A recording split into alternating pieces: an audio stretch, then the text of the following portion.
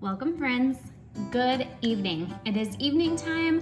Luckily I have the evening sun coming into my kitchen. I don't have the best light in my kitchen for making videos in here because all the light is behind where my countertops are and usually where I cook, but hopefully it's decent enough. I really wanted to show you a really simple, easy way you can make mayonnaise at home. That's something I never even considered in the past. I never thought you would even want to make your own condiments at home. But honestly, when I switched to eating a whole food diet and a real food diet, I realized how expensive the healthier versions of these things can be.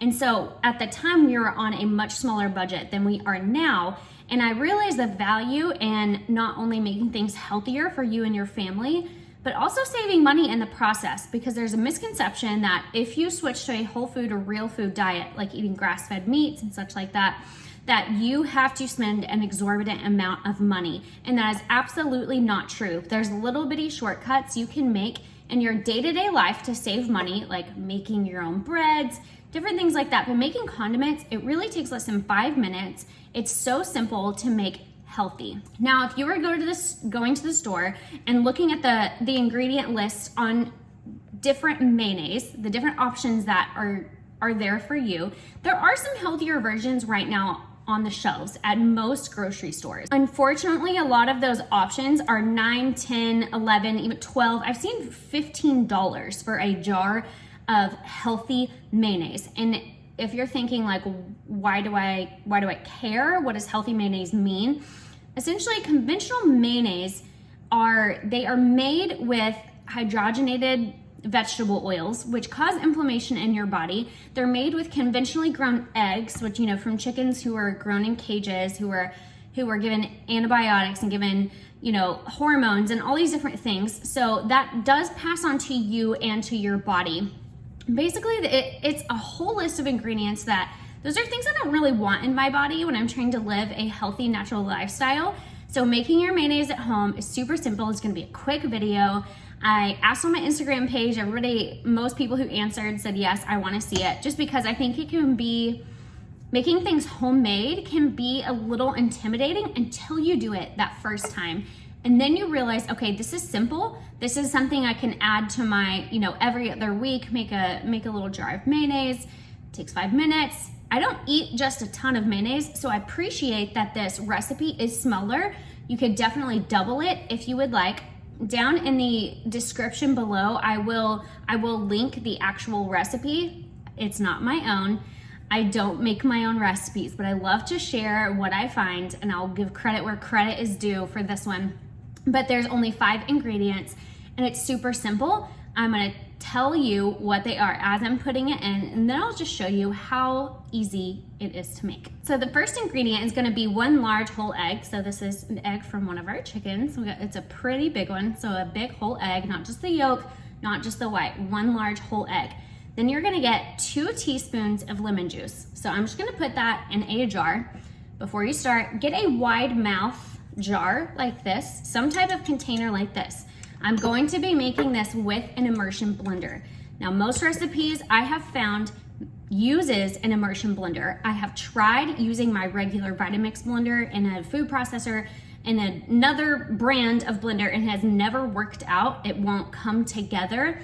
An immersion blender, maybe don't buy one just to make mayonnaise, or do, I don't know, it's up to you.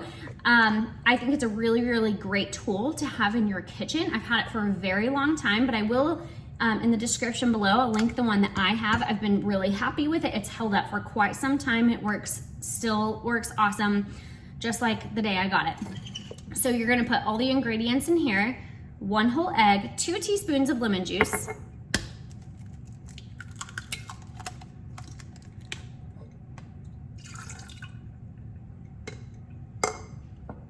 and then you're gonna do 2 teaspoons. The recipe calls for spicy brown mustard. Now, other than yellow mustard, I say kind of go with what you have. I have just had this organic stone ground mustard on hand for quite a while. It tastes really good in this recipe. And to be honest, I hardly ever measure, I just eyeball it. I have made it with the spicy brown mustard, and it is really good. and half a teaspoon of salt. Again, just eyeballing.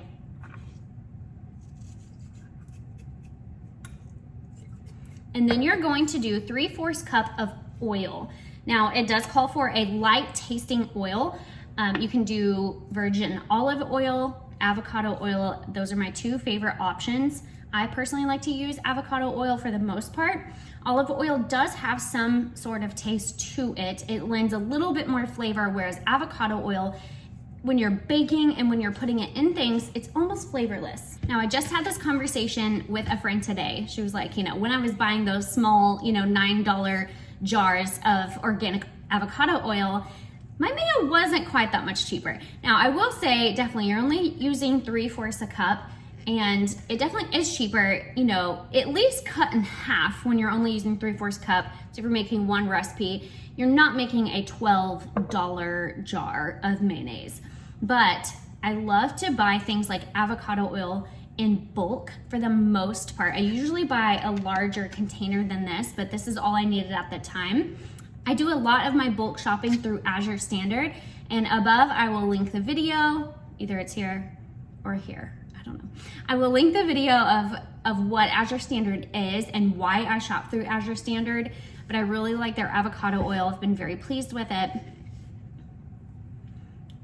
Now, I'm definitely one of those that does do shopping. When I do bulk shopping, I always separate out the price per ounce, because that's where it gets you sometimes. A lot of people say it's not cheaper to shop at Costco or it's not cheaper to shop at Azure Standard. But when you do the math and you take an ingredient, for instance, like avocado oil, you're going to use it, which I know I'm gonna use all of this avocado oil, but way before it goes bad. If you know you're gonna use it and it is cheaper per ounce to get it in bulk, definitely get it in bulk. So it calls for 3/4 a cup of oil.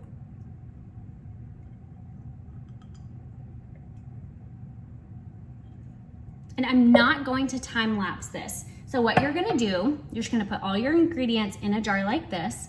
Then you're gonna stick your immersion blender right in, and you're gonna blend it for about 30 seconds with it on the bottom. And I will show you, I won't time lapse it, just so you can see how quickly it is made. You're gonna blend it for about 30 seconds on the bottom, and then you're gonna slowly pull your immersion blender up.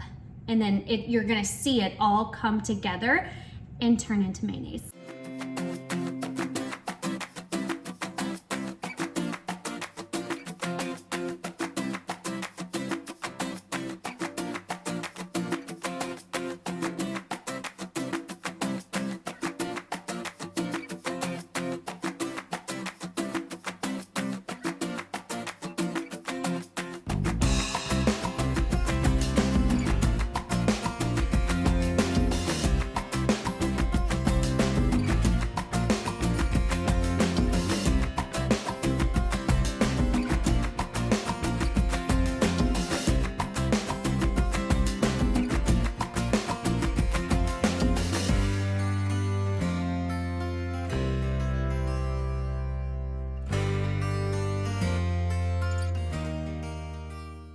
Towards the end, as I was pulling it up, you may have to go up and down just a little bit, but you'll notice as it gets thicker, you'll kind of notice that point where it gets thick enough to where it looks like that. That right there is what you're wanting to see. You want that thick mayonnaise, and as it sits in the fridge, it'll thicken up even more.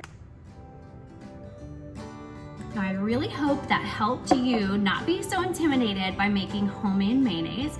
I knew that was something I never imagined I would be making at home, because I thought it had to be this really difficult thing. And then when I read recipes, I actually read that it was really difficult to get to come together. But as soon as I used my immersion blender instead of just a regular blender, it has worked for me every single time. So hopefully this was helpful today. This was a little bit quick, a quick tip, a quick video. Here's to making homemade mayo. Hope you have an amazing weekend, friend.